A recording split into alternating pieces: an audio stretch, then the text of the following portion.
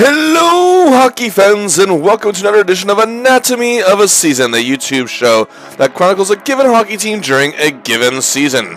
While the last couple episodes I looked at the bottom of the barrel, the lowest of the low, being the 1989-90 Quebec Nordiques and the 1981-82 Toronto Maple Leafs.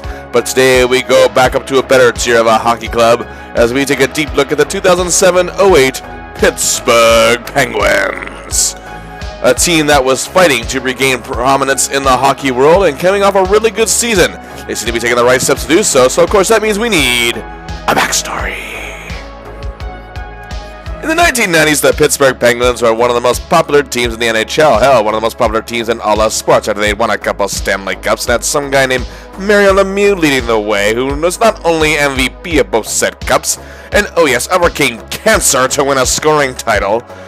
Lemieux rivaled Gretzky as the most popular player in the NHL during this time, and he was truly a generational talent, a phenom in every sense of the word. But of course, you have to give credit to the others in this era: Kevin Stevens, Jaromir Jagr, Joe Mullen, Mark Recchi, who was later traded for Rick Tocchet, Paul Coffey, who was traded for guys who would later be traded for Tocchet, and Ronnie Franchise, Larry Murphy, and knuckle dragger Samuelson, and in net Tom Barrasso.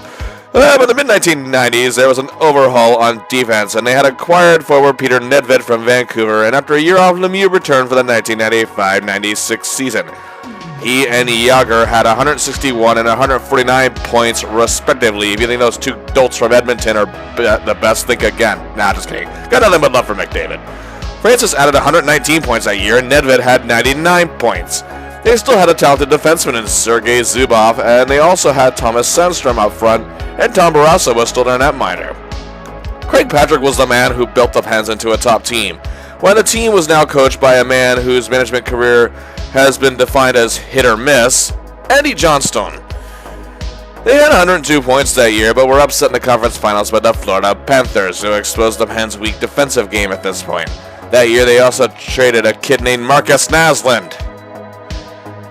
Mario Lemieux in 1996-97 won his sixth and final scoring title. He decided to retire as he was only just nearing 32 years old, and was inducted into the Hockey Hall of Fame just after his birthday. The Pens they remained contenders for the next 3 seasons, and even though they had lost Ron Francis in 1998 to Carolina, Jagr was dominated in scoring, and while Martin Straka and Alexei Kovalev were producing very well for the team to boot. But playoff success wasn't coming. Also, the team around this time was in financial straits, and many wondered how that was possible. The Pens were rumored to be moving even, as the league wasn't doing much to step in. Hey, Bettman, I wish you'd show this much promise to Pittsburgh as you do for Arizona. However, leave it to the man who saved the team in the first place, Mario Lemieux, who in June of 1999 was granted ownership by a bankruptcy court, and businessman Ronald Burkle stepped in and would also gain stake in the team as well. But still, by the end of 1999-2000, the Penguins couldn't get back to the Cup. In 2001, the Pens hired Czech legend Ivan Hlinka to be the head coach. And the Pens at 15-14-6-1, yes, it was a weird time, were a bit of a disappointment. Jagr, Kovalev, and Straka were still leading the way and playing pretty well. Also, other talents such as Robert Lang and Jan Hrdina were there. And, well, their defense was made up of Darius Kasparaitis and often injured Jani Lokkonen. And Yuri Sliger, as well as Garceau and J.S. Obam, were now the goaltenders. Well, in a shocking turn of events, Mario Lemieux at 35, where many legends are still playing at times, made an unexpected comeback on December 27, 2000. Well, he had a goal and 2 assists for 3 points in his first game back, and scored 76 points in just 43 games. The Pens finished with 96 points, made it all the way to the conference final, but would lose to the New Jersey Devils. Then Patrick made a very questionable decision. He traded Jagr to the Capitals for 3 guys who played a combined 105 games for the Penguins. And for the first time since 1990, the Pens missed the playoffs, so Lingo was fired after a few games. Rick Kehoe took over as coach. Lemieux only played 24 games despite winning a gold medal for Team Canada that year. 01-02 was not a great year. The good news is, in 02-03, Lemieux played 68 games and had 91 points. The bad news is the Penguins absolutely sucked. Kovalev, who had been one of their top scorers, was traded back to the team the Pens acquired from him in the first place, the Rangers. Also should point out that Patrick's drafting has been definitely hit or miss, with more so the former than the latter, which It happens when you're a team that's consistently good and you're not trading up for better picks, which can hurt, especially in weak draft classes, which the 90s had quite a few, to be fair. Well, his first draft as GM was a great success. He drafted some guy named Yager, who I was just talking about. And hey, Marcus Naslund in 1991. Now that's a good pick, though. He only plays 3 seasons, 151 games, and doesn't produce many. And, well, he's traded to, Vancouver for a guy who plays 45 games for them and becomes one of the greatest players in Canucks history. He gets a win in 1992, however, with Martin Straka. Straka was a weird story. After 3 seasons with the club, he's traded to Ottawa, and the Pens get barely anything in return. He spends parts of 2 seasons in Ottawa, 2 seasons in Florida, and signs with the Pens again in 1997, and spent 7 seasons there until 2004. But either way, in 7 seasons, he had 442 points in 560 games. Not bad whatsoever for the dead puck era. And a very popular player with the fans on top of that. He was traded to LA in 2004 for 2 guys who played a combined 44 games for the Penguins. Noticing a theme here. And while his career was done by 2008, he still scored 70 or more points in 2 of his final 3 seasons. In 1993, Swedish import defenseman Stefan Bergqvist was taken as the final pick of the first round. He'd only played 7 games with the Pens. And hey, they took Patrick Lalime that year, a goaltender who showed promise in the 1996-97 season and was released by the Pens and went on to have a great 5-season run in Ottawa. Next, we have center Chris Wells, taken 24th overall in 1994. Played 54 games for the Penguins. They trade him for hard-working forward Stu Barnes and defenseman Jason Woolley. The Panthers, not a bad deal, but neither were in it for the long haul. Next, 1995, Alexei Morozov was taken 24th overall, a right-winger Russian import. Played 451 NHL games, all with the Penguins, and had 219 points. Not a terrible pick, to be fair, but they're still picking low in the draft. 1996, they had a 23rd overall pick. Craig Hillier, a goaltender who never played a single NHL game. Literally, the next pick was center Daniel Briere. Next. Robert Dome, a Czech import, taken 17th overall. Played 52 games for the Pens, 1 for the Flames, and that's his career. Next. 1998, Milan Kraft, center, Czech import. Played 207 games, all with the Pens, scores 82 points. Scott Gomez was taken 4 picks later. Next.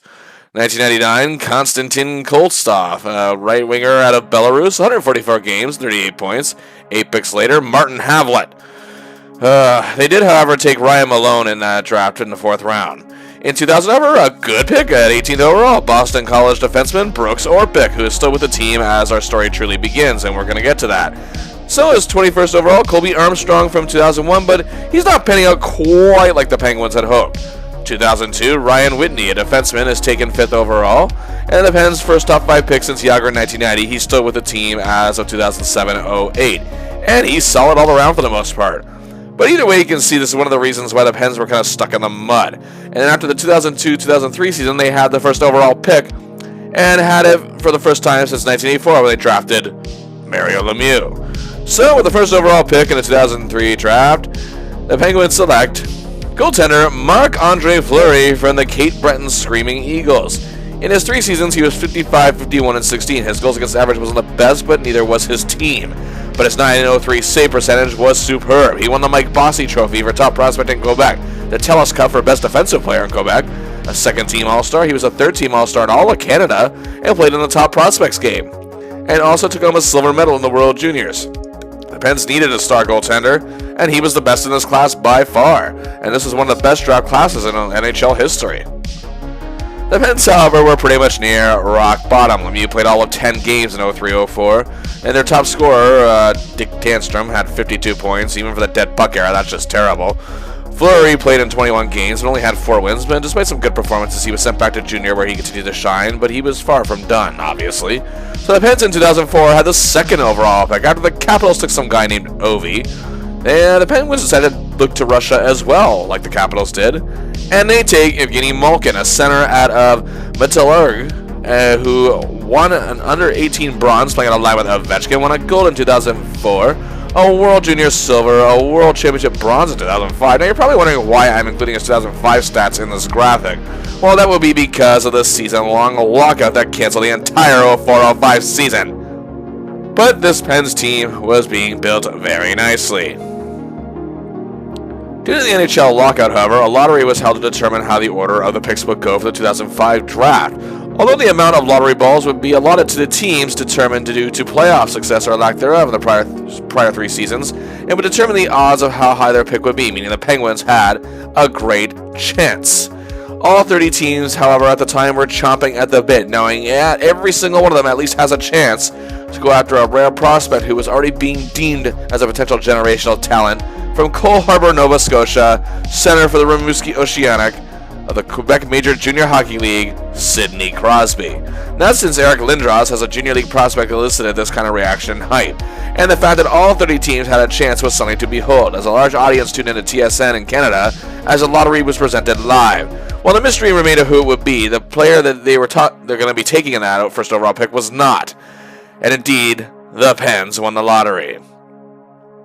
And on July 30th, 2005, with no hesitation whatsoever, 21 years after he wouldn't put on the jersey due to problems with team negotiations, owner and icon Mario Lemieux, who is still an active NHL player to boot, proudly presented Sidney Crosby with this jersey a week shy of his 18th birthday, and in hindsight was kind of seen as a passing of the torch in many ways.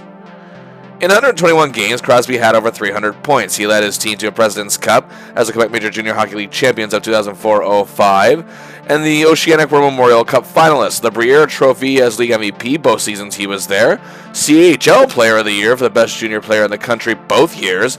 He was also the top scorer in the country both years, won the Guy Lafleur Trophy as playoff MVP in 2005, the Mike Bossy Trophy again as top prospect, pretty much every single major rookie award as well in 2004, and he has a World Junior Gold Medal from 2005 and a silver from the year prior. In the 04-05 season itself, Crosby had 66 goals, 102 assists for 168 points in 62 games. Anyone at Crosby's caliber in junior hockey is already facing pressure to be a savior to any given bad team. Also in the third round, the Penguins drafted another Quebec Major Junior Hockey League prospect without much hype, however, a defenseman by the name of Chris Letang, who had just completed a rookie season, making all rookie teams in the Quebec Major Junior Hockey League and all of Canada for the CHL, and also won a silver medal in the Under-18 Championships. And the rebuilding phase was looking pretty solid. The 2005-06 season for the Pens saw the team trying to build something significant. Malkin, however, was in the midst of a dispute of his commitment due to his Russian pro hockey team at home and was unable to play in Pittsburgh. Marc-Andre Fleury, however, was a starting goaltender, while youngsters such as Letang were still growing on the junior circuit. Mario Lemieux came back for what would be his 17th NHL season, and they acquired veteran all-star left winger John LeClaire, another all-star forward in Ziggy Palffy, as well as the man who was key in the Pens' first cup in 1991, Mark Recchi, who'd been an all-star in Pittsburgh, Montreal, Philadelphia. Actually, Philadelphia twice. He had 2 stints in Philadelphia. The biggest acquisition they made, however, was all-star defenseman Sergei Gonchar from Washington. They also added gritty 15-year veteran defenseman Lyle Odeline. Crosby was sensational in his rookie year, becoming the 4th teenager in NHL history to score 100 points in a season, joining Wayne Gretzky, Dale Hawerchuk, and Mario Lemieux. But Crosby was younger than all of them, and so he still holds the record as the youngest player to reach 100 points in a season. But the Penguins still sucked, finishing 22, 46, and 14, but hey, Rome wasn't built in a day. Neither is a hockey team. Lemieux would actually retire and never play again in the NHL after just 26 games, but stayed on as owner. Ziggy Palffy left the NHL for good. Also, after 42 games, despite 42 points in said games, he felt too banged up, but would actually play 5 more seasons as native Slovakia after that. Mark Recchi would be a part of what some would call a loaner trade, where he is traded to a team for the purpose of playoff depth, and will return the following year, and that is indeed what happened, but it resulted in him getting his second Stanley Cup ring in Carolina. Michel Therrien became the head coach when Eddie Olczyk was fired in December. Crosby, however, lost the Calder Trophy to that Ovechkin guy, who, to be fair, had a sensational season and deserved it. Sid the Kid, as he was called, was the first runner-up. However, in a major turn of events, after 16 years, Craig Patrick was fired as Pittsburgh Penguins general manager. As you saw earlier, his drafting has been kind of wishy-washy, but obviously he knew what to do when he had to make a higher pick, and he was also known for deals and trades that he'd make that really helped the team a great deal, especially in their Stanley Cup days. And he built the Penguins into a champion in the 90s and a yearly contender to boot. He knew for the most part how to keep players happy as well. The Pens would then hire Ray Shero, son of Hall of Fame coach of the Philadelphia Flyers during their glory days, Freddie the Fog Shero. Shero had assistant GM experience for 5 years in Ottawa and is coming off 7 seasons in Nashville in that capacity as well, this being his first head general manager job. They drafted 2nd overall and picked Jordan Stahl, whose brother Eric had become an NHL All-Star in Carolina. His brother Mark was picked by the Rangers that year prior in the first round. And great news! Evgeni Malkin, the man affectionately known as Gino, was coming to the NHL for the 2006-07 season. Also, veteran Mark Recchi did indeed return after his cup-winning Carolina. Leclerc ended up retiring after 22 games, but they added more depth to their role-playing core, acquiring 20-year NHL veteran Gary Roberts, a gritty power forward who had been an all-star a couple times and can provide veteran leadership and has extensive playoff experience, including a ring with Calgary. Stahl had joined the team and played quite well. Colby Armstrong, Maxime Talbot, and Eric Christensen were providing something out there, especially in terms of defensive prowess up front. And their actual defense was made up of veterans Sergei Gonchar, who was outstanding, Ryan Whitney, who's emerging as a tremendous talent, and Rob Scuderi, who's pretty good. And in net, you had Marc-Andre Fleury, who was nothing short of brilliant, winning 40 games!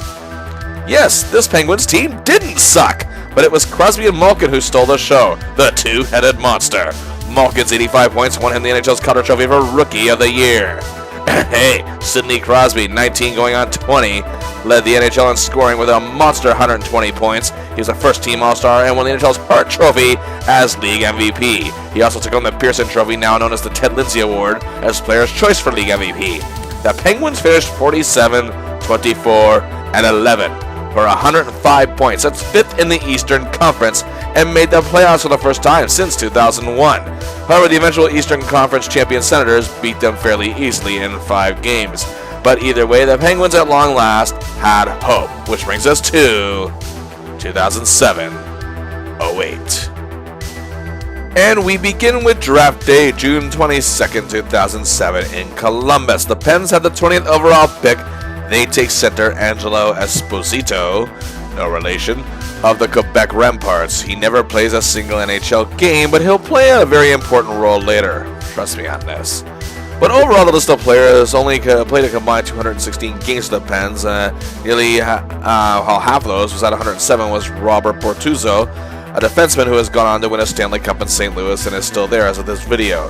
To get Bortuzzo, however, they gave up Chris Thorburn and a grinding third or fourth line forward to the Atlanta Thrashers and ended up playing for them, actually going into their move to Winnipeg for 709 games.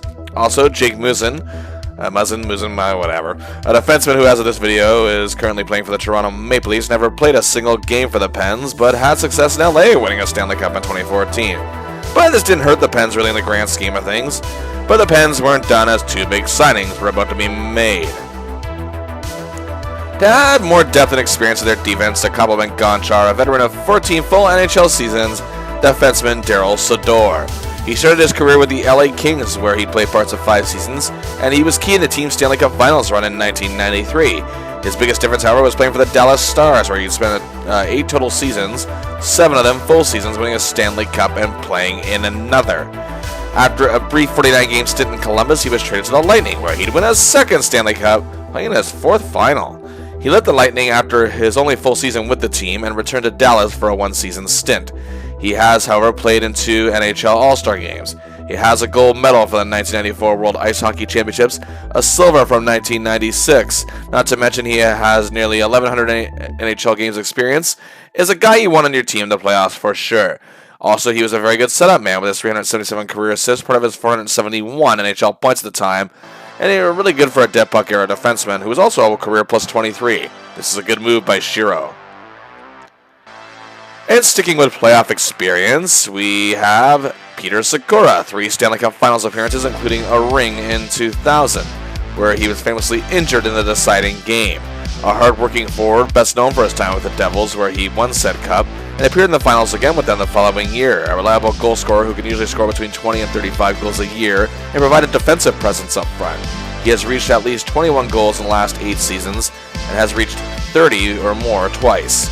7 seasons in New Jersey, he left the team in 2002, playing 2 full seasons and plus half a season in Anaheim, where he'd be part of their deep miracle playoff run in 2003 to the finals, where he'd lose to his former team. He then, during his final season in Anaheim, played with the Rangers, but then was coming off a full season now with the Edmonton Oilers. In 764 career games, he has 247 goals, 318 assists for 565 points, which is very impressive, plus 57. He also has 88 NHL playoff games under his belt and vast international experience from his native Czech Republic, with 2 World Championship gold medals, 3 bronzes, and played in the 2002 Olympic Games. And how are the odds makers ranking Pittsburgh's chances? Well, according to preseason odds, the Pens were at plus 1,200, had the 6th best season odds out of 30 teams that win the Stanley Cup, meaning their drastic improvement in the previous season meant that they were being taken very seriously. Shiro, in his short time as general manager, has made some excellent moves, not to mention you have the phenom Sid the Kid leading the way, Malkin right there beside him, also tearing it up. A new reliable veteran forward in Sakura, young emerging forwards such as Ryan Malone and Jordan Stahl, others such as Colby Armstrong, Talbot, Christensen, and Kennedy lending a hand, as well as veterans Mark Recchi and Gary Roberts adding that leadership and depth up front. This is a dangerous core. Defensively, you had a superstar in Gonchar, a highly successful veteran free agent Daryl Sador, Ryan Whitney, Brooks Orpik, and also contributing to the team as well.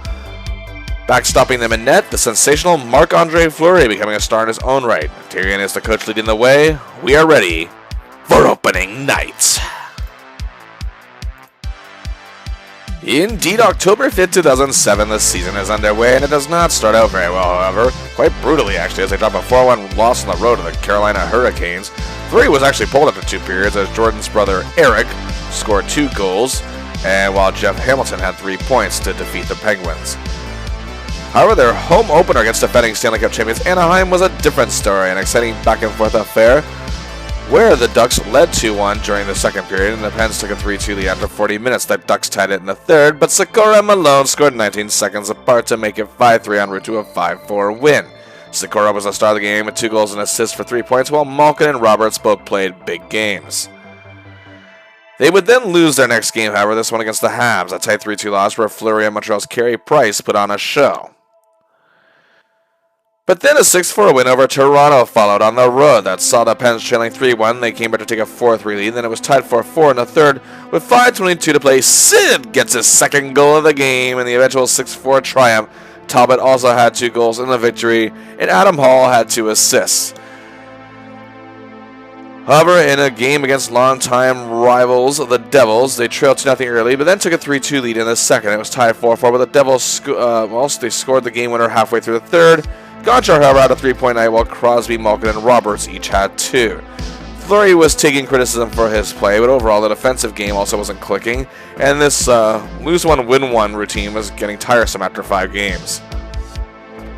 But the Pens knuckled down and focused and won a trio of games in a row, first starting off with a little revenge against the Hurricane, a 4-3 shootout triumph, in a game that saw the Pens trail 3-1 in the second but tied 3-3, and after a scoreless third and no overtime success, they took a shootout win. Sakura had 2 goals, Crosby stayed hot with 2 assists. Everyone usually pays attention, even to this very day when Crosby and Ovechkin are facing off with one another, and in this game Sid gets the better of his rival, who was pointless, while Sid assists on Whitney's game-winning goal in the second period, as Fleury was the hero of the game, however, stopping 30 of 31 shots. 8 of those shots actually were from Ovechkin in a 2-1 win. Fleury then turned in another great performance as he and Henrik Lundqvist saw the Rangers put on a goaltending clinic, but Fleury stopped 36 shots in a 1-0 shutout win. The streak, however, came to an end as the Pens were on the receiving end of a 5-2 dominant win at the hands of the Toronto Maple Leafs, despite 2 goals gained each from Crosby and Malkin. Christensen, Orpik, Sador, and Sakura were all particularly bad in this game. And the Pens would then face the red-hot Habs and trail 3-0, but close the gap to 3-2 after 2. And with 1:52 to play, Whitney scores a huge power play marker with a 2-skater advantage and extra attacker on the ice with the empty net, but they would lose in a shootout. Malkin assisted on all 3 goals. And then the Pens would close the month strong with a big 4-2 win over the Minnesota Wild. And what a monster night it was for the big stars. Sid the Kid, a 4-point night, 1 goal, 3 assists. Malkin, 3 points, 2 goals and an assist. Malone, not just 2 helpers. Yeah, easy for me to say, helpers, as does Gonchar. Sakura adds a goal, while backup goaltender Danny Sabrin made some amazing stops, 28 in total for the win. The Penguins end what has been a decent yet not great month in a strong way. So the Pens start the year 6-4-1 with 13 points. Not outstanding, but not at all bad. They sit in 5th place in the Eastern Conference to start this season. And obviously there are concerns over a few little things, yet of course it's way too early to panic, as the Flyers had the lead in division by only 1 point. Sidney Crosby, after going pointless in the season opener, is in the midst of a 10-game point streak where he's accumulated 17 points, including that epic 4-point night against the Wild to end the month. His leadership skills were also very much improving as he was getting a little older and a little wiser. Malkin only finished, however, with 1 assist less than Crosby in the same goals, coming in second with just 16 points, and he played in some big games. As in his sophomore NHL season, he too was growing in his game in many different ways, only a year younger than his captain. But it's no surprise these two are 1 and 2 in scoring, while Sikora actually led the team in goals for the month with 6 to go with his 4 assists for 10 points. Good enough at third best on the team.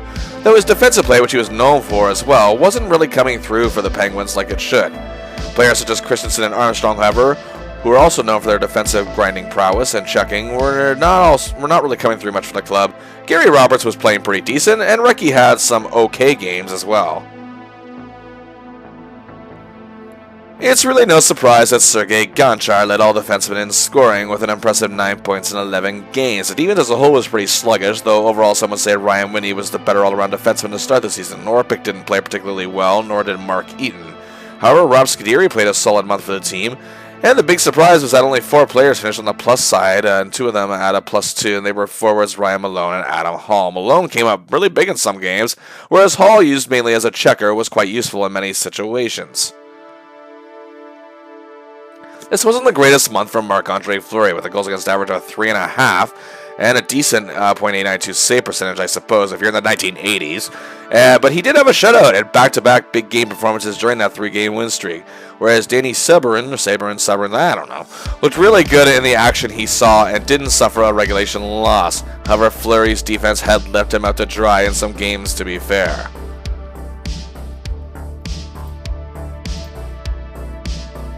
November didn't start out all that well for the Penguins. First up, however, Crosby scored 2 goals to give the Pens a 2-0 lead against the Colorado Avalanche on the road, with Gonchar assisting on both goals. But 3 goals by the Avs, 3.5 minutes apart, led them to taking this game 3-2, handing the Pens a huge loss. The Pens also then blew another 2-goal lead, again losing 3-2 this time in their next game to the New York Islanders. A huge win, however, followed against division rivals the New Jersey Devils, a monster 5-0 win that saw Crosby's point streak hit 13 games with another big 2-goal night. Sikora had a goal and a helper, while Orpik played his best game of the year so far with 2 assists and was a +4. As a matter of fact, as a whole, the defense was outstanding in this game. They played the best they had all year so far, with Sabourin also stopping all 20 shots he faced in what would be his first career shutout. It was their most emphatic win of the year so far, and despite missing Ryan Whitney, things look good. And they have 4 more games coming up against division rivals. And things just fell apart completely. Crosby's point streak, however, does reach 14 games, but he and the rest of the team actually don't really play well overall, including Sabourin, who had a rough game in a 3-1 loss to the Flyers. And again, Crosby's point streaks again is extended in a 4-2 loss against the New York Rangers. The defense again falls apart. Fleury is left standing on his head. Great news, however, Whitney returns and notches 2 assists. Bad news is, the Pens would only score 2 goals off those 2 assists, dropping another loss to the Flyers. This one 5-2. Despite coming back from a 2-0 deficit thanks to a goal and an assist from Sid, who's now at 17 straight games with a point. Patrick Elias scores a game winner, however, with just over 5 minutes to go to give the Devils a 3-2 win and hand the Pens their 4th straight loss, and they fall to 7-10-1. The Stars were doing what they could, however, but it wasn't enough. The defense was falling apart. Gonchar and Whitney were carrying the defensive core on their back. Not to mention Jordan Stahl was facing harsh criticism for his poor play, as were veterans Recchi and Roberts. And the goaltenders, who also were not that stellar, were also taking some harsh words. Well, the Pens needed a shot in the arm, and as they were deemed the NHL's biggest disappointment so far this season, so they finally activated defenseman Chris Letang. Yes, I love this pick, hence why I'm using it. Letang had played 7 games for the Pens the year prior, but spent most of that season in junior, winning his 2nd gold medal at the World Juniors for Canada, and this year looked sharp in the games he had played in minor league affiliate Wilkes-Barre Scranton, and so the Pens added him to see if they can get this defense moving a little bit more. Well, they broke their losing streak in what would be Letang's first game of the year, in what would be his official rookie season. The Pens worked together in a very cohesive fashion in a back-and-forth battle with the New York Islanders, winning it 3-2, and forced our NHL fan favorite Georges Laraque getting the game-winning goal. The joy, however, was short-lived as the Pens suffered a devastating OT loss to the Rangers 4-3. They still get a point in the loss as Sikora and Crosby each have 2 points, the latter extending his point streak to 19 games, but they obviously are hoping to keep the momentum going. The Pens, however, let a 2-0 lead slip and trailed 3-2 in the 3rd period late when Sikora tied it, but Jay Strudwick scored the OT winner. They followed this up with a tremendous effort against the Devils, coming out short 2-1, where Crosby's point streak after 19 games comes to an end, as Pens fans really don't have much to cheer about other than that. However, Malkin was on a point streak of his own now. Hey, wait a second, 14 games? Oh, wow. But the Pens don't need point streaks, they need win streaks. And now they are facing a red-hot Ottawa Senators team on the road, and the prognosis did not look good. The Sens were 16-4-1, not to mention they were the defending Eastern Conference champions, and that top line of Alfredson, Spezza, and Heatley were just killing everyone. Also, the Pens were missing Daryl Sador, who was out of the lineup. And as the game started, the Pens trailed 2-0 midway point of the first period. Fleury, who was not having the best year, was pulled from the game. Sabrin, however, was put in, and then the Pens roared back to take a 3-2 lead. However, they would trail again 5-3 in the third, but 2 goals from Malone and Gonchar, 1-11 apart in the third, tied the game. Overtime solved nothing, but the shootout did. The Pens are back on winning track with a monster 6-5 win over a top-tier team, the defending Eastern champs no less. Ryan Malone played an epic game with 2 goals and an assist for 3 points. Armstrong had 2 assists. Malkin extends his point streak to 15 games. Then a huge, dominant win over the Atlanta Thrashers followed. Gonchar continues to have a great month with 3 assists, while Crosby, Christensen, Roberts, and Kennedy each have 2 points, as Malkin's point streak cover does come to an end. And Fleury looks like himself again with 28 saves for his second shutout of the year. And to end the month, despite being without Gonchar, Sador returned and played very well. Crosby had 2 goals, Armstrong had 2 assists, as the Pens look great in a 4-1 win over the Dallas Stars, their 3rd win in a row. And in what was a poor month overall, they ended strong with a winning streak. Despite the strong ending, this was not a good month overall for the Pens, going 5-7-1 in November despite maintaining a .500 record. They had fallen to 10th place in the East, out of playoff position, but obviously that's way too early to panic about that. But even this early in the season, the Pens are not expected to be this low in the standings and struggling this badly. Hopefully the winning streak will be a sign of things to come. Even through his struggles, Crosby remained red hot and had an outstanding month with 9 each of goals and assists, totaling 18 points in 13 games, all part of a 19-game point streak that began in October. Also, MVP talks were already circulating. Sergei Gonchar, who had a so-so first month, was the most consistent among all defensemen and racked up many points, as he's a blue liner known for racking up good numbers here and there, and he was only second to Crosby with just 15 points.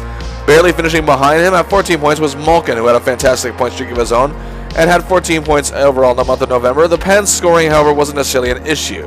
Ryan Malone also had an excellent month, and Colby Armstrong finally came up big in some games. Sakura struggled somewhat, but still played well more often than not.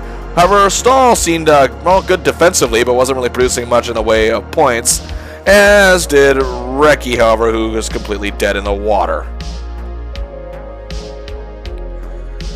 So, of course, this means Gonchar led all defensemen in scoring and was certainly the most consistent. However, the defense needed to tighten up just a little bit more before the 3-game winning streak, and that's exactly what happened. And Mark Eaton, who had an uneventful and sometimes outright bad first month, really shined through in November with a +8 and provided a great on-ice presence. Sador missed some games, and so far his season hasn't exactly been stellar. Letang, who joined the team mid-month, is still finding his footing, while Orvik played well in a few games himself, and Whitney had some great outings too. The defense was finally showing life, at least. Fleury and Sabrin had some, the very rough outings, and some say they were left out to dry, others say they weren't doing much, or somewhere in the middle. But regardless, despite both men having losing records, Fleury's goals against average saw an improvement, while Sabrin's numbers seems better for the most part still. However, not all faith was lost in Fleury quite yet. He was still the number 1 guy as far as Therian was concerned, but at least he knew he had a reliable backup.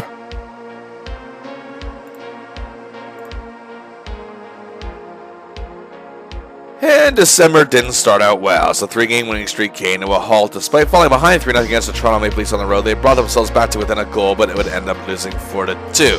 However, this loss, the negative feedback, awakened something in the Pens. Despite missing Gonchar, the Pens' defense and checking core played superbly in a 3-1 win over Shane Doan and the struggling Coyotes. Doan actually had tied the game as the Pens led 1-0 into the third period, but Letang and Kennedy scored a few minutes apart to get the win. The Pens then hit the road for a Western road trip. First stop, Edmonton! The Pens trail 2-0 after 2, and they can't solve goaltender Dwayne Rolston, it seems, but 4 third-period goals give the Pens a huge win. The defense plays outstanding, and Gonchar returns to the lineup, while Crosby has 3 assists, while Malkin, Eaton, and Armstrong each had 2 points. Next up, Jerome McGinley's 2 goals were not enough for the Flames as the game went to a shootout when Ryan Malone's fantastic shorthanded effort tied the game at 2. The Pens took a 3-2, although bad news, Marc-Andre Fleury suffers a high ankle sprain early in the game. He'll be out for the foreseeable future. They complete the Western Road sweep with a tight competitive outing against a stacked Canucks squad as goaltender Sabrin and Luongo put on a show. It took another shootout, but the Pens got it done by a score of 2-1. This is the most cohesive the Pens have looked in any stretch of games so far this season, not like they were the team they were last year. However, I should state that during the stretch, Mark Recchi stayed a healthy scratch the last few games as he had been dating back to late November. He was placed on waivers, however, on December the 4th in his 18th NHL season. He began his career in what would be with 3 different stints with the Pens, totaling parts of 6 seasons. At his age, he was still a reliable 20-goal scorer as he was the year prior, but was barely on pace for 10 this year. He would end up in Atlanta for the rest of the season. Poor guy. As for Fleury, indeed, the prognosis did not look good, and his entire season was now in doubt. But as great as the Pens looked in these last 4 games, it was a 180 in the meeting against Philly. Oh God, an awful 8-2 thrashing, a horrendous game all around. Oh, the media swoops in like vultures on this one, wondering how the Pens could be so together as a team and fall apart at the drop of a hat. Scuderi's bad performance stood out, as did Whitney, who'd been playing quite well actually lately. Even Sid, who despite assisting on both goals, like the rest of the team this night, were goated by a gritty Flyers team in a game that accumulated 134 total penalty minutes. Goaltender Sabrin as well as third stringer Ty Conklin were lit up, as Fleury was still hurt, of course. Lupul and Umberger each had hat tricks for the Flyers and had 6 and 5 points respectively. Just a horrible game, completely unfocused and undisciplined. Oh yeah. Then they followed that up with another performance, this one a lifeless 4-1 loss to the Senators. And once again, doubt set in when it came to the Penguins. Crosby himself has taken a huge part of criticism, failing as a leader. Well, now they have to take a trip to the Big Apple for back-to-back games against their division rivals. And hey, look at that! A 3-2 win over the Islanders. Kennedy has 3 points. Sid plays much better, and Sabrin makes 27 saves. Kennedy also scored the game winner and a career night for him. And then they suffered their 3rd loss in 4 games, their first shutout loss of the year, a 4-0 defeat at the hands of the Rangers. They only managed 18 shots in the game. Once again, the critics came out, and this time rightfully so. Crosby now was taking even some more harsh criticism, and Malkin also wasn't producing much either. Next up was a road game against the Bruins, and the 2 megastars responded. Crosby had a 3-point night, Malkin had 2 goals, and Colby Armstrong, who had been playing brutally as of late, had 3 assists. The Pens were killing it, and they killed the Bruins in return 4-0 in the second, and they blew the lead. They blew the lead! The Penguins allowed the Bruins to get back right in it, scoring the tying goal with 2:55 to play, as Conklin, who was playing very well, crumbled under the pressure of the Bruins' onslaught. However, the Pens were able to squeak one out in a shootout despite the performance of their stars. Overall, they were roasted for nearly letting this one slip. Then a lifeless performance against the Islanders followed a 4-2 loss at home. They just can't seem to keep the momentum up after a winning streak. This team is in a very sad state. The media was letting them have it. Rumors of Therrien's status with the club were starting to circulate. True or not, that's unknown, but some were calling for his head. The loss against the Isles was to begin a 4-game homestand, and at least they made the most of the rest of it. Yes, they ended the month like last month, a 3-game winning streak, first hosting the Bruins, and 41-year-old Gary Roberts was the star of this game. 2 goals and an assist for 3 points, while Eric Christensen had 2 assists on the day. Also, Conklin played fantastic with 28 saves, and it's Sid the Kid versus Alexander the Great as the Pens host the Caps. Both play incredible games and put on a show, as Sid has 2 assists, while Sador has a goal and a helper, and overall plays one of the best games of the year so far, as the Pens were trailing 3-2 with time winding down and 2:16 to play. Sador scores a huge power play marker. The Pens tie it.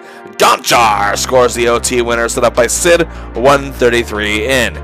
They finished the month with a win at home over the Sabres, a tight 2-0 win, where Crosby assisted on both goals, and Conklin got his first shutout of the year with a great 26 save performance, and again, a great way to finish the month, but the skeptics were still talking, and with the way things have gone so far this season, who can blame them?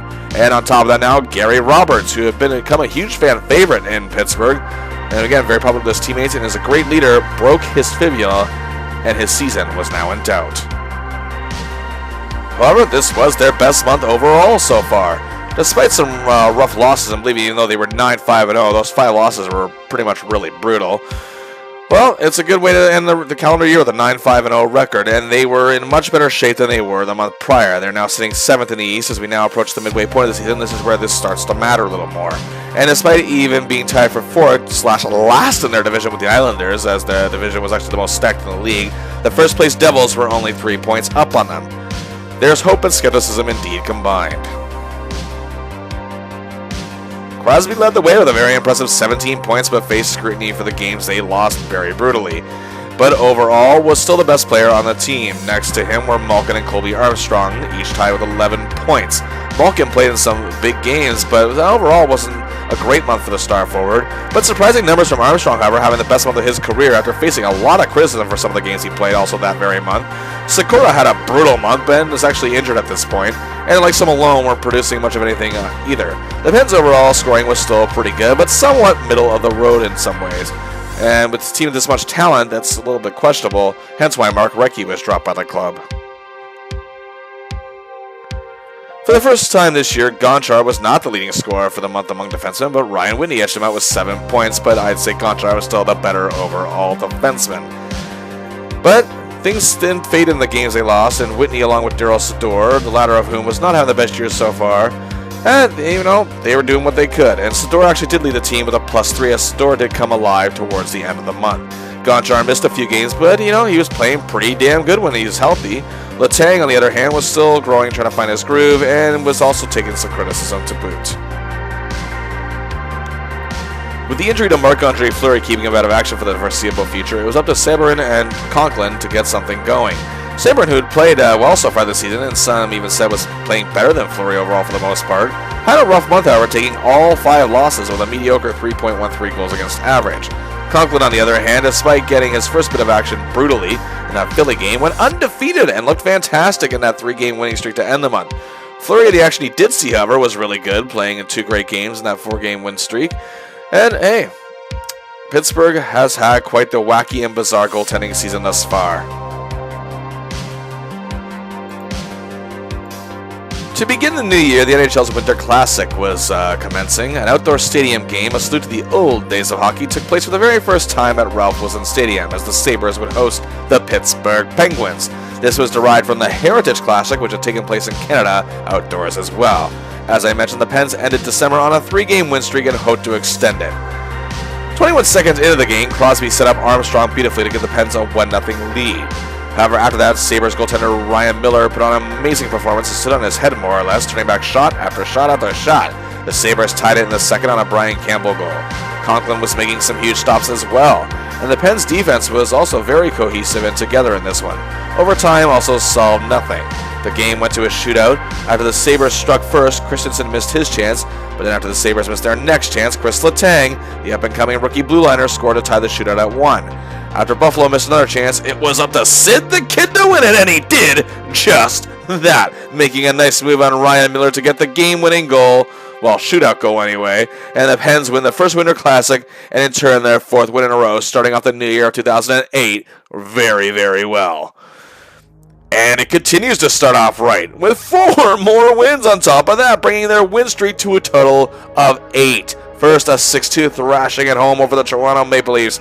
A career night for Evgeni Malkin, his first career NHL hat trick. A huge moment for the emerging superstar who's making his case for MVP candidacy now. Also, 4 players had 2 points, and Conklin stopped 33 shots. They followed that up with a 3-0 win over the Florida Panthers in the first of a home-and-home series. It was the Ty Conklin show as he stopped 35 shots for a shutout. He's been playing marvelously in net in Fleury's absence. Also, Crosby and Malkin have a goal and an assist each. The Pens then followed that up with a 3-1 win in Florida, and Conklin was great again, stopping 27 shots, while Crosby again continues to stay hot with a goal and an assist. And their dominance continued with a 4-1 win over the Lightning in Tampa. Big night for Stahl and Sikora, each with 3 points. The former with 2 goals and a helper, the latter with 3 helpers overall in the night. Conklin perhaps was, hey, maybe he's making a case with the Vezina, huh? Stopping 35 shots. However, the win streak came to an end, but the Pens still got a point in a very competitive outing against the Atlanta Thrashers and their former teammate Mark Recchi. This Thrashers team, however, boasts such stars as Ilya Kovalchuk and Marian Hossa, not the last time we'll hear that name this year. And despite Crosby scoring on both Pens goals, the Thrashers again took this one in a shootout, but the Pens still kept rolling through. So much so, in fact, Malkin gets his second hat trick of the month and his career as, he's been the Pens' hottest player in January, along with Conklin. And the Pens obtain a 4-1 win over their rivals, the New York Rangers, back at home. Conklin faces 44 shots, stops 43, and the Pens' defense was seemingly hit or miss in the month of January. But be that as it may, 9 wins in 10 games and 19 points of a possible 20, and haven't suffered a regulation loss since December 21st. However, on January 18th, it looked on paper the Pens shouldn't have any problem with a lowly Tampa Bay Lightning team at home. But early in the game, Sidney Crosby suffered an injury later revealed to be a high ankle sprain, the same thing that put goaltender Marc-Andre Fleury out of action. The prognosis for Crosby was slightly better, and by better I mean he'd only be out 6 to 8 weeks. This had Pens fans and the media panic, and they indeed would lose the game on top of that, being shut out 3-0. At the time of his injury on January 18th, Crosby was part of a very exciting scoring race where he was leading the league in a 4-way tie with Jerome McGinley of the Flames, Vincent Lecavalier of the Lightning, and Ilya Kovalchuk of the Thrashers, and obviously his chances at a second MVP award were now diminished. And now Malkin, in just his second year, faces more pressure than ever, having to step up as the top dog. The Pens, however, did bounce back with a 2-0 shutout win in Montreal over the Canadiens. Severin got the start, making 31 saves. Next up was a game against Ovi and the red-hot Capitals, who had been dwelling in the basement most of the season, but it was starting to come alive and show some life. It was an exciting back-and-forth game. The Pens struck first on a goal from Talbot, then it was 2-1 Caps, then Malkin tied it, and in the second, Ovi gave the Caps the lead. Malkin and Sikora made it 4-3. Ovi tied it to make it 4-4 after 2. Malone scores, but Victor Kozlov tied it with under 4 minutes left, and overtime saw nothing but the Caps would win, however, in the shootout. Malkin versus Ovi was the matchup this time, and it delivered, each with 2 goals and assists for 3-point nights. Gonchar had a huge night also with 3 assists, and Malone had 3 points on top of that. It was simply the Caps were better that given night. A back-and-forth, highly competitive game against the Flyers was next, but again, the Pens would come up short on the losing end by a score of 4-3. Then came the NHL All-Star Game on January 26th in Atlanta. Crosby was voted as a starter, but it would have been his second All-Star Game, but of course he is absent. Malkin takes his place, won't be his first of many selections in his career. Meanwhile, veteran defenseman Sergei Gonchar obtains his 5th All-Star Game selection. Malkin had 2 assists and an 8-7 win for the Eastern Conference All-Stars. And the Pens return to action with a big 4-2 win over the New Jersey Devils at home. Malone had a huge game with 2 goals, while Sikora and Whitney each had 2 assists, and Christensen had 1 of each. And again, the month does not end well for the Penguins, as once again the Thrashers get the better than this one, even worse, 4-1. Conklin played his only bad game of the month, letting in 4 goals on 20 shots and is pulled from the game. An excellent month for the Penguins, and now find themselves in 5th place in the East and only 1 point behind division leaders, the Flyers.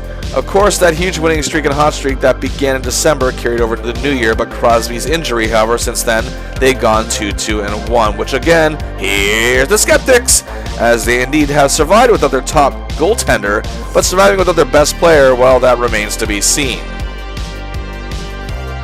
But Malkin was a beast in January. 2 hat-tricks, meaning in 13 games he had 12 goals, as the Pens had 39 in the whole month, averaging a pretty good 3 goals a game. His 17 points led the entire team. Sikora had the best month he had all year so far with 12 points, and now he was hitting his usual level of reliable consistency, coming up big in many games. Crosby, in just 8 games before his injury, had 11 points. Gonchar also had a great month with 11 points of his own, but with Sid out of action, Malkin stepped it up even beyond his game. Others will need to as well. Should be noted, however, Malone had a great month, and Jordan Staal seemed to be finding his groove, as he's also becoming a very reliable defensive forward, even if he wasn't scoring goals like his brother did in Carolina. This, of course, means Gonchar led all defensemen scoring yet again, and he is all but once so far this season. With his 11 points this month and his All-Star Game selection to boot, it was a pretty solid January for the veteran defenseman. The defense as a whole looked great as it has all year. Probably this is the best it has, despite onslaught Conklin faced in some games, and that was the result of mainly high-shooting teams for the most part. The defense made some key plays that helped the Pens a great deal during this month. Letang made a drastic improvement, while Whitney had another solid month. Orpik and Scuderi stepped up as well. Daryl Sador continued to look like the man he was in Dallas years ago. Meanwhile, tied with a very impressive +9 are Sidney Crosby and Colby Armstrong, the latter of whom has been key defensively up front this month.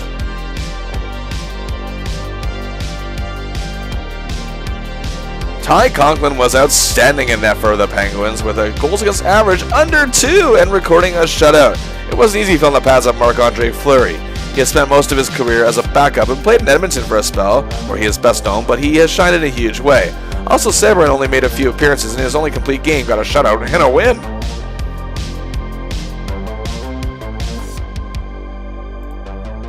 Malkin continued to lead the way going into February with a 4-1 win over the Carolina Hurricanes at home with a 3-point night, while Gonchar and Sikora both played great, and Conklin looked fantastic in net again. On the road in the Garden State, the Pens had led 2-0 and 3-1 against the Devils, but let it slip in the third period and would drop in overtime loss to their rivals. Malkin, however, again stays hot with 2 assists. But then a 4-game homestand was next, and a trio of wins followed. First, a back-and-forth battle with the New York Islanders. Whitney had a huge night with 2 goals and an assist for 3 points, while Malkin had 3 helpers.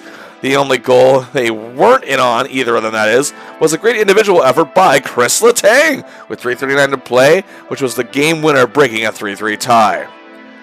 The Los Angeles Kings came to town, and the Pens greeted them with an onslaught. Malkin is definitely an MVP candidate now without question, with the way he's pushing this team and pushing himself for that matter. Another 3-point night, 2 goals and an assist, while Malone plays well with a goal and a helper, each enough for a 2 win.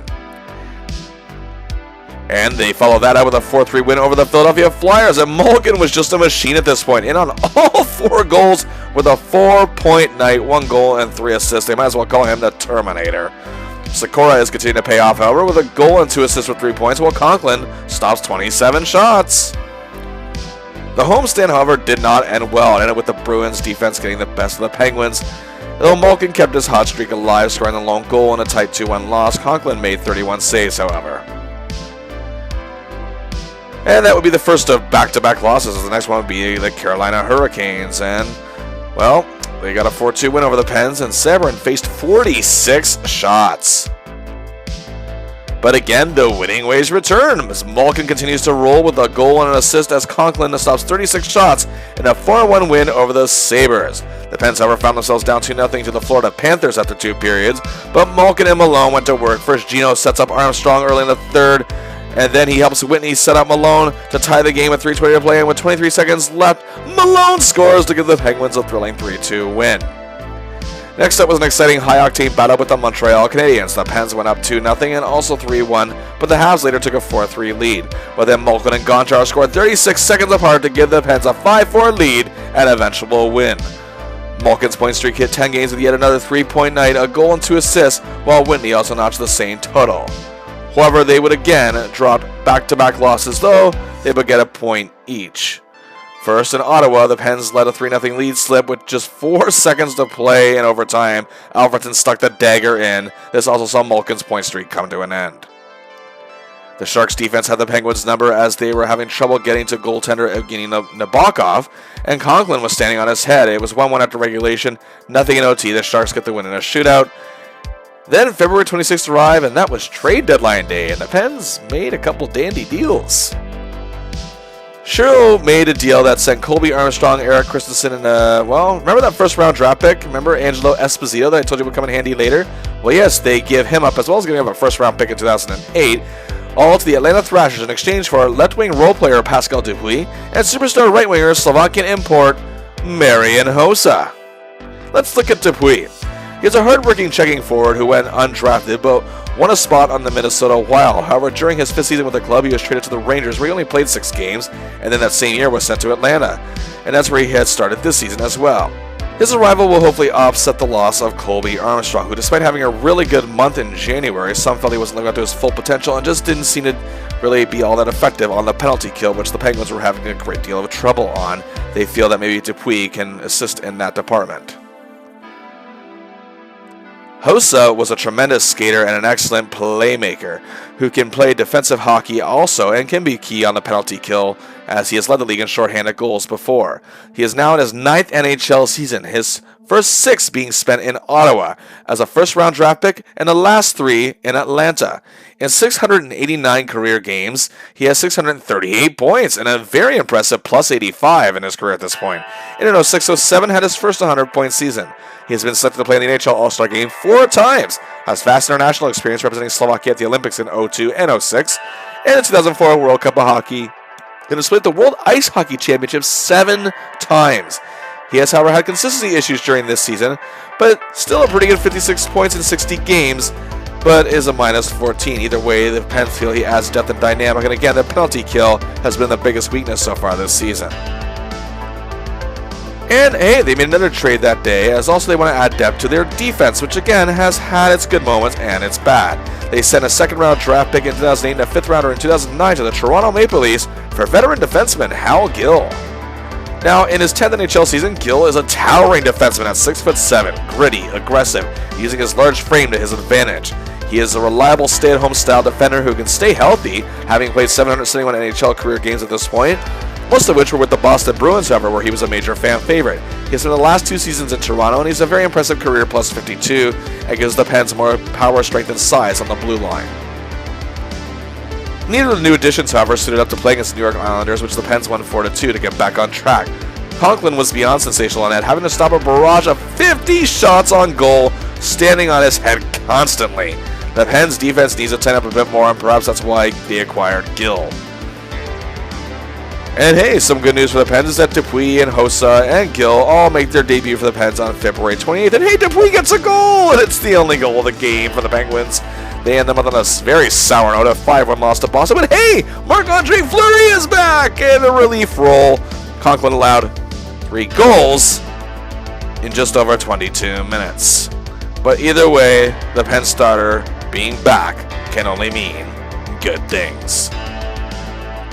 Another tremendous month for the Penguins, 8-3-3 and just a point out of first place in their division, while 4th place in the Eastern Conference. Playoffs are all but guaranteed at this point, barring an epic collapse, however. And they've been overcoming injuries and making a couple trade deadline deals, and they are setting the tone for something bigger, we hope. The Pens also had their best month offensively with 45 goals. Which brings us right to here. Malkin was simply sensational. The best single month of any Penguins player so far this season. 9 goals, 17 assists, 26 points in just 14 games. That's close to 2 points a game. He knew he'd have to go above and beyond and even further with Crosby out of action, but I even think his biggest supporters never would imagine he played on this level. On top of that, the Pens offensively as a whole were amazing this month. Sakura had a great month with 16 points, and hey, Ryan Malone, look at this, has become a quiet star for the Penguins this season with 7 goals and 7 assists for 14 points. Sergei Gonchar and Ryan Whitney tied for the lead in scoring among defensemen with 10 points each, as they had been the 2 best scoring defensemen all year. Gonchar had been a leader in all but 1 month, and Whitney was a leader in the month where Gonchar wasn't, and now they share it. However, I'd say overall the best defensemen of the month, oddly enough, were Scuderi and Orpik, with Sador and Letang having some really good games as well. In terms of plus-minus, it was a 3-way tie between Malkin, Sakura, and grinding forward Jeff Taft with a +3. In goaltending, Conklin carried the load with some spectacular performances, including that big 50-save outing against the Islanders. He had an excellent goals against average of 2.35 and won 6 of the 8 games the Pens won that month. And other than the loss against the Bruins at the end of the month, he didn't play a bad game at all. Sabrin won 2 of his 3 starts, despite racking up mediocre numbers otherwise. And while fans were excited to have Fleury back, it was in a very anticlimactic relief performance in that said Bruins loss. Just 1 more month to go as we go into March, as well as a couple of games in April. The Pens could win their first division title since 1998. Malkin is playing on another planet. Sakura and Malone have stepped up their game. They have a new star forward in Marian Hossa, and Crosby's return is impending. On the defense, things have been hit or miss this season, but now Hal Gill adds more depth, and Sergei Gonchar has had an excellent year. And to top it off, Ty Conklin is playing fantastic in net, but Marc-Andre Fleury, after 3 months, he's back. However, they begin this month following up the loss to Boston with another loss, albeit a much more competitive one against the Ottawa Senators. Malkin has 3 points and Malone has 2 goals, and Sikora plays another beauty, but that's 10 goals in 2 games they've allowed, not to mention Hossa is already having injury problems. However, making his first start in 3 months, Marc-Andre Fleury is fully back and ready to stop whatever comes his way, stopping 31 of 33 shots and a shootout win over the Atlanta Thrashers. And that wasn't big enough. The kid is back. After missing 6 weeks, he notches an assist in a 2-0 shutout win over the Tampa Bay Lightning, and yes, a shutout for Fleury, stopping 35 shots. This Pens team is almost right back in full tact yet again. Well, as good as those 2 games were, this one against the Panthers was the complete opposite. Fleury was bombarded and let in 3 goals and 19 shots in 1 period. Conklin came in and did slightly better, but it didn't mean much of anything in a shocking 5-2 loss to the Panthers. The trades have yet to pan out. Hossa has only played 1 game, and Dupuis and Gill haven't contributed much. But hey, things get good again, and good quick. Another 3-game win streak, and look, it's Sid versus Ovi. And again, they both play very well. Sid has 2 goals and is back to form. But bad news, his ankle is bothering him again. He's going to miss some more games. Good thing for Ovi's fellow countryman, however, Malkin, who had 3 assists and continues his amazing season as the Pens triumph over the Caps 4-2 overall.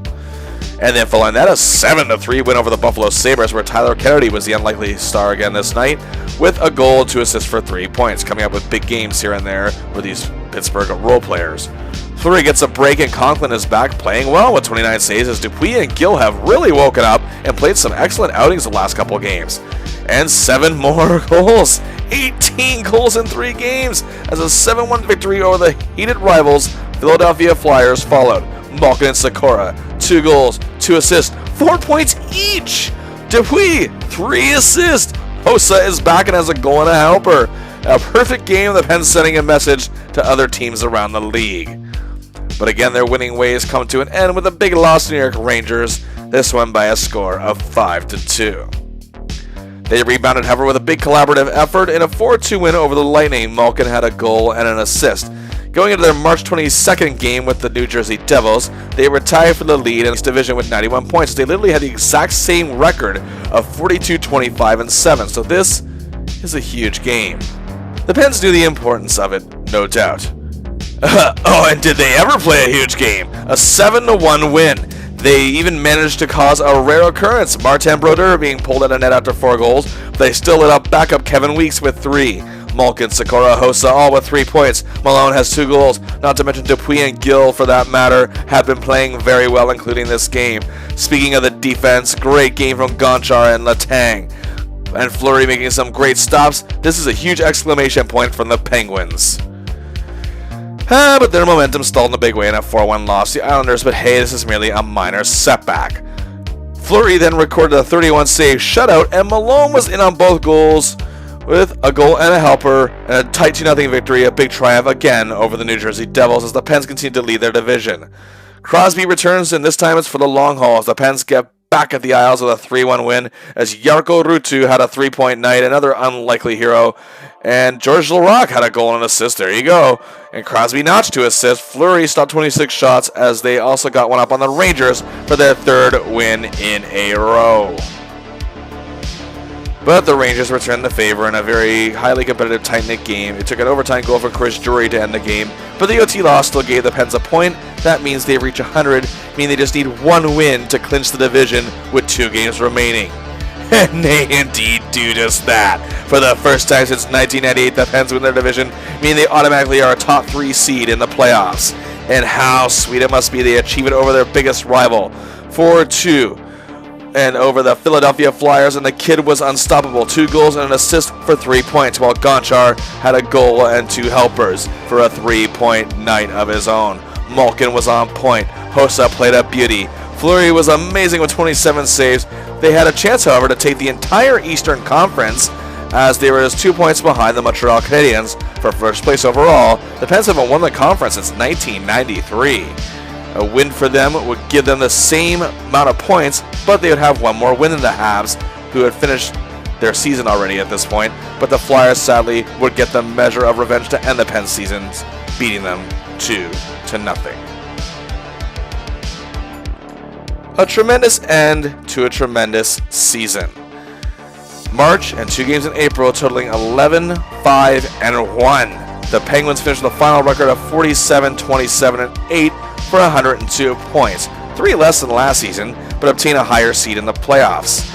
And considering the obstacles they had this season, this was a big finish for the Pens as they finished second overall in the East and were just 1 win away from taking the conference. Either way, the Penguins got more and more cohesive as the season went on and ended it very strong, and are going to the playoffs for the 2nd straight year with a healthy team, as Gary Roberts is now back in the lineup to boot. They did this with injuries to their superstar captain, and not to mention their starting goaltender missing nearly 3 months, and yeah, veteran leader missing more than half the season. This is just truly remarkable from the Penguins. Therrien definitely should have been considered for Coach of the Year. The final month of Penguins hockey saw Malkin continue to stay hot with 22 points in 17 games, as he took his team to the final stretch and stayed, well, friggin' awesome. Sikora caps off a really good season with 15 points in those games, while Gonchar played his best month of hockey this season, a truly remarkable anchoring the defense. Also, Hossa and Dupuis proved to be very offensively formidable, which really wasn't the norm for the latter. But the Pens are certainly hoping for a lot more from Hossa in the playoffs. But Ryan Malone had a great month, and also credit has to go to Ruutu, Stahl, and Talbot, who all played great hockey this month. What an incredible month for Sergei Gonchar. Not only does 14 points lead all defensemen, but he was a plus 10, playing like his all-star self, and the defense made amazing strides in the final month of play, carrying some momentum into the playoffs. The acquisition of Hal Gill didn't get off to the best start, but he's proven to be a big asset. And the funny thing is, Gonchar's plus 10 wasn't even the best. It was Brooks Orpik who took his game to a whole new level, leading the team with a plus 11, working harder than he ever has in his career. Some were thinking Marc-Andre Fleury wouldn't be the starter when he came back, because Conklin was actually just playing amazingly.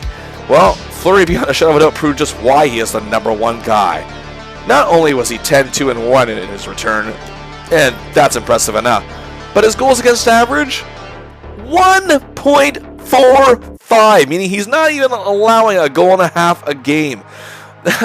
Just unbelievable. This number almost unheard of even in this day's NHL for a given month. He showed he had no lingering issues with his injury and was the Penguins' tried and true starting goaltender. Conklin sadly, however, did not have a great month, going 1-3 with a sad 3.87 goals against average, but regardless, he's still seen as a reliable backup, and rightfully so. And now we go to the final numbers of the regular season. Compared to the year prior, the Pens scored 30 less goals and slipped to 7th in that regard with 247, compared to finishing 3rd the year prior with 277. With the injuries to Crosby, of course, other contributing factors such as Recchi diminishing his goal scoring played a big role in all this.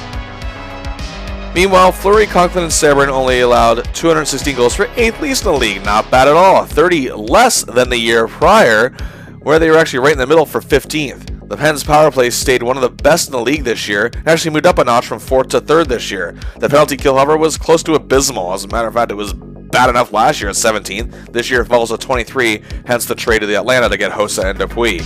But now we get to the final individual numbers. Malkin was in the top 3 every month and had an epic season.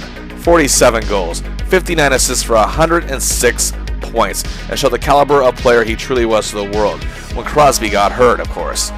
And the first 100-point season of Gino's career, a great sophomore season. Despite missing 29 games, however, Crosby notched 72 points in 53 games. A great season, all things considered, despite that. And Sergei Gonchar, who's also been known as a scoring defenseman, also had 65 points and was 3rd best on the team. Credit also has to go to Peter Sikora, who, despite some rough games, really turned it up in the season as it progressed, while also there were some big games from Ryan Malone.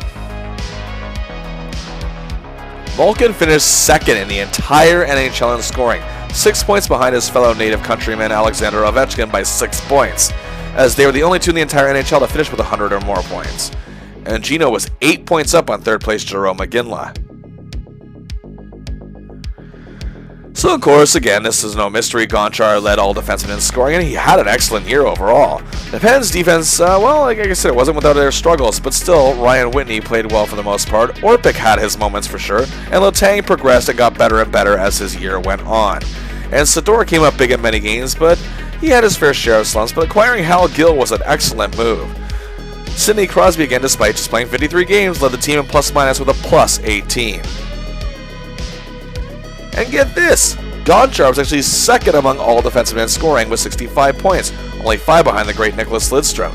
But he was also second in scoring among defensemen the year prior, and has finished first twice back in 2001-02 and 03-04.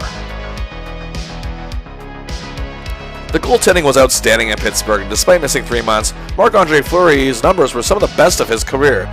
Even though his 19 wins was obviously down from 40 the year prior, he had a career-best 2.33 goals against average, including that amazing stretch when he returned in March, plus a monster .921 save percentage and 4 shutouts! I have to say, however, this goaltending core was truly the backbone of this Penguins team, because when Fleury was out, Conklin was on. He even bettered Fleury's .921 save percentage with a .923, adding 2 shutouts of his own and a very good 2.51 goals against average, a career year for him as well. Even Danny Severin, who was, get this, quote-unquote the worst of the 3, still won 10 games, still had 2 shutouts, and had a good 2.75 goals against average, which was nothing to sneeze at, and an excellent .903 save percentage. And yes, he was the worst of the 3.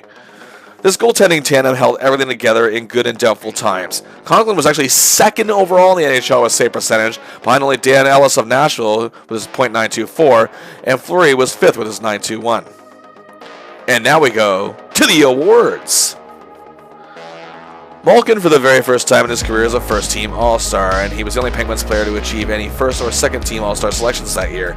And many believed he had a strong case for MVP because of that, at least. He was already having a great year before Crosby got hurt, and the fact that he led this team to a great season in his absence and stepped up his already great game is enough of a case for me. But sadly, that wasn't the case for the voters. He was the first runner-up, however, to Ovechkin, who, to be fair, not only led the league in points and goals, he brought up the Caps from one of the worst teams in the league to first in their division. He had 659 votes, Malkin that is, compared to Ovechkin's 1,313. And while despite his injury, last year's winner Crosby still got some recognition with 2 votes, as did Gonchar. And of course this means Gonchar got some votes for the Norris Trophy. He actually came in 4th as the league's best defenseman, and barely missing out on being a finalist. For the Lady Byng Trophy, however, both Crosby and Hossa got some votes. And as for the Selke for the league's best defensive forward, Hossa, Talbot, Malone, and Stahl each got some votes, but nowhere close to being a finalist. Well, this Pittsburgh Penguins team is ready for the playoffs. All their players are healthy and accounted for, it seems, making them all the more dangerous. And we'll cover the Pittsburgh Penguins and the 2008 Stanley Cup playoffs in part 2 of this series. But hey, what other teams would you like to see us cover in a given season? Champs, chumps, contenders, pretenders, Cinderella stories, choke artists, or just a completely random team? Leave a suggestion in the comments. Also, like the video, share, subscribe to the channel, and until next time, I'll see ya!